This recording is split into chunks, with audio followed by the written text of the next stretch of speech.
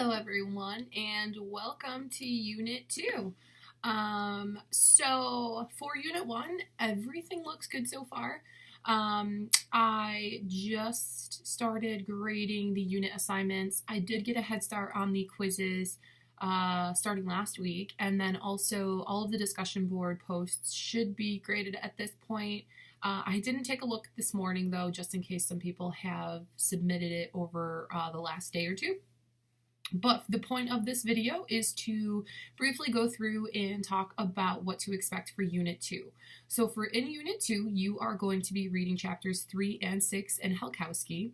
And these chapters will basically talk about the roles of clinical mental health counselors and addiction counselors. You will find that sometimes these roles may kind of interchange a little bit. There are LMHCs, licensed mental health counselors, that do work in the addiction field. So while they both have very distinct duties, there is a little bit of overlap in between the two.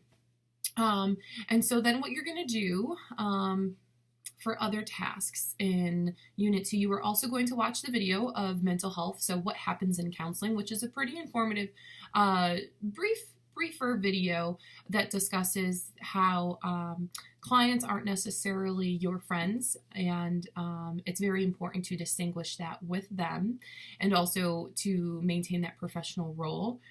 You are also going to read 3 different articles that are posted in the unit folder for you. You are going to submit your Unit 2 assignment.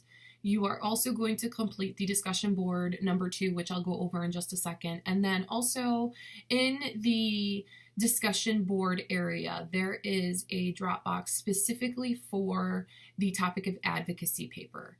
So what you're going to do is you're basically going to go and really think about a population of which you think needs advocating for in the counseling field. So it could be refugees, it could be children or teenagers with addiction or adults with addiction and that kind of thing. And we will get a little bit more into what the topic of with your advocacy paper is going to look like as it comes up. But I do want you to think of a population of which you would be interested in writing an advocacy paper for. So what you're going to do is you are going to, again, put that in the discussion board area. And then for discussion board number 2, what you're going to do is you are going to watch a TED Talk. And this TED Talk is essentially talking about trauma-informed care. So you will find in the course outline, the course schedule, the prompts for this discussion board. You should also be able to find them in the discussion board area. I think I posted them with every discussion board. And I do make a note on the course schedule that Dr. Kelly does briefly mention the Adverse Childhood Experience Study, or the Childhood Adverse Study. I think I got that backwards on the schedule, but don't look too far into this because we do have a unit that we're going to talk a lot about this, which typically tends to be students' favorite unit. So I'm really excited about delving into that material because that is something that I am very passionate about. But I think that's it as far as Unit 2. We have one more unit and then it's spring break. It's so crazy how the semester flies by when you have 2 weeks to complete each unit.